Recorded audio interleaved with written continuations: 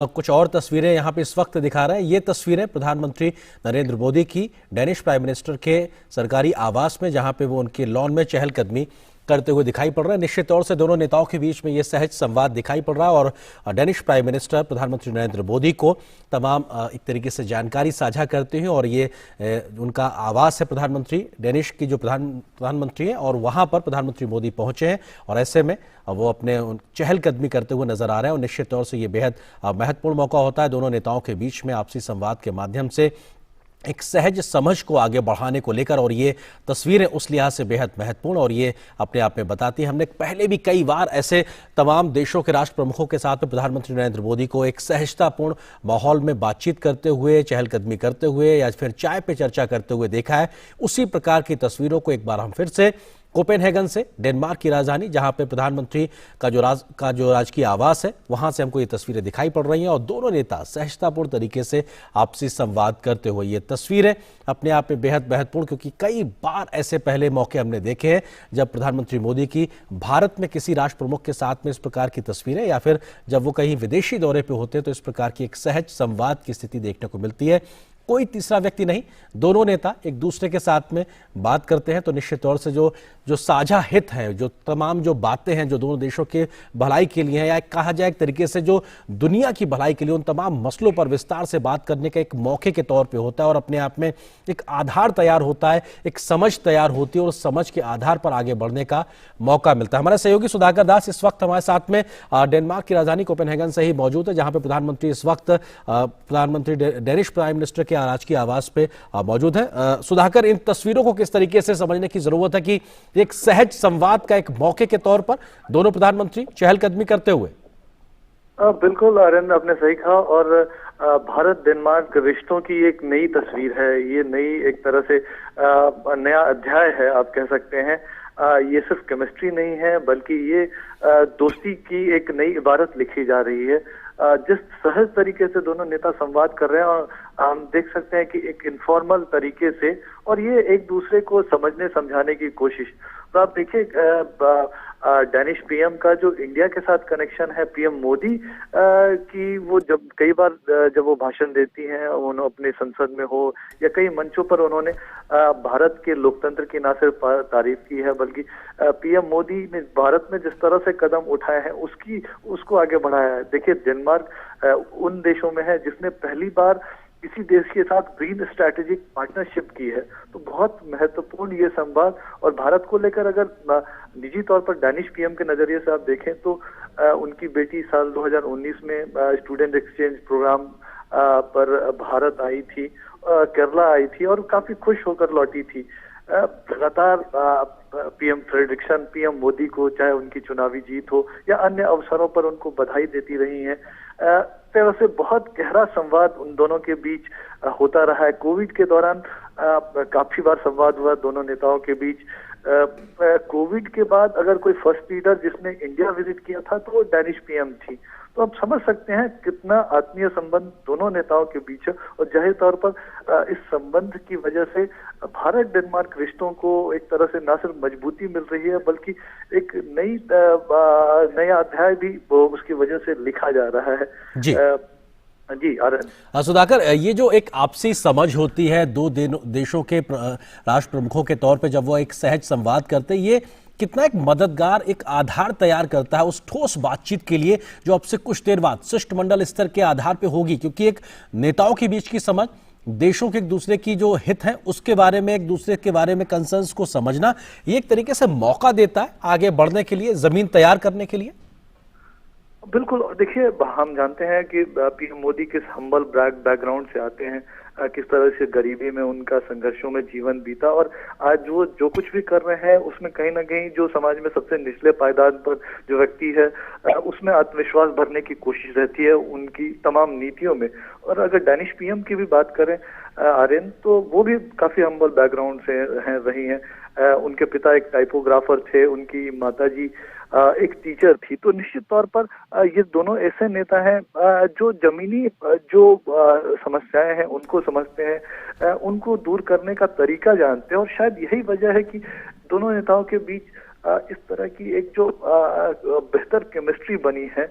और निश्चित तौर पर लगातार 2020 में ग्रीन स्ट्रेटेजिक पार्टनरशिप भारत के साथ हुआ था डेनमार्क का। उसके बाद साल 2021 में डैनिश पीएम ने भारत विजिट किया था। हमने देखा कि किस तरह से अगले 5 वर्षों के लिए ग्रीन स्ट्रेटेजिक पार्टनरशिप को आगे बढ़ाया जाए, उसमें क्या short term long term goals हो सकते हैं उसको तय किया गया है। और आगे ये जो एक इनफॉर्मल संवाद है, ये दोनों नेताओं के बीच संवाद को, समझ को तो आगे बढ़ाएगा ही, बल्कि डाउन द लाइन आप देखें तो जो पूरा तंत्र है, कई तरह के मैकेनिज्म है, उस मैकेनिज्म में भी एक नई जान फूकेगा और उनको एक तरह से ये संदेश संकेत जाएगा कि हमको नई ऊर्जा के साथ इन संबंधों को मजबूत बनाने के लिए, इसको आगे बढ़ाने के लिए और नई सदी के जरूरतों के हिसाब से वैश्विक चुनौतियों का सामना करने के लिए तैयार करना होगा, उस दोस्ती को और भी मजबूत करना होगा। तो ये एक बड़ा संदेश जाएगा, तो उसका बहुत ज्यादा फायदा मिलने वाला है। आर्यन, सुधाकर, जो हम तस्वीरों में देख पा रहे हैं, खिली हुई धूप और चारों ओर हरियाली, और क्योंकि हम डेनमार्क को एक ग्रीन पार्टनर के तरीके से देखते हैं और ये महज एक सुखद संयोग ही हम कहेंगे कि संभवतः डेनमार्क के प्रधानमंत्री ने जो परिधान धारण किया हुआ वो भी लगभग हरे रंग के तरीके से, तो निश्चित तौर से एक जो सहयोग का जो बड़ा आधार है वो भी कहीं ना कहीं एक ग्रीन पार्टनर के तरीके से लगातार, और फोकस भी हमको नजर आ रहा है, और शायद ज्यादा बड़ी हम तरीके से हेडलाइन भी उसी नजरिए से देखेंगे जहां पे ग्रीन कोऑपरेशन में एक बढ़ते हुए सहयोग को हम देख पाएंगे। जी बिल्कुल। और अब देखिए आनंद, एयरपोर्ट पे किस तरह से डैनिश पीएम वो पहुंची, उन्होंने पीएम मोदी का स्वागत किया। घर पर वो अपने हस्बैंड के साथ, पति के साथ उन्होंने पीएम मोदी को रिसीव किया। तो वो कोई भी मौका नहीं छोड़ना चाहती हैं। पीएम मोदी कंफर्टेबल रहें। एक तरह से देखिए, जरूर ये दौरा औपचारिक होता है, लेकिन ये एक अनौपचारिक मुलाकात।